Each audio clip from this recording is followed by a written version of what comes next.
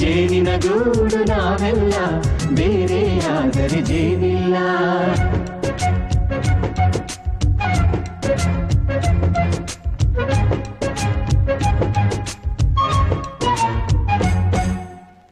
ಬದುಕಿನ ಬೆಂಡಿಗೆ ಅಂಟಿರೋ ಜೋಳದ ಕಾಳುಗಳ ನೋಡು. ಹೌದಪ್ಪ. ಸಿಪ್ಪೆಯ ಸೂರಿನಲ್ಲಿ ಸಹಜೀವನ ಮಾಡು ಅವರೆ ಕಾಳುಗಳ ನೋಡು. ಶಬಾಷ್. ಭೂಮಿಗೆ ಒಟ್ಟಿಗೆ ಬಂದು ಬೆಳೆದರೆ ಒಟ್ಟಿಗೆ ಬೆಳೆದು ಆಹಾ ಬಾಳೋ ದವಸದಂತೆ ನಾವು. ಅದಪ್ಪ ಬಾಳೆಯಂತೆ ಹಲಸಿನಂತೆ ದಾಳಿಂಬೆಯಂತೆ ನಾವು.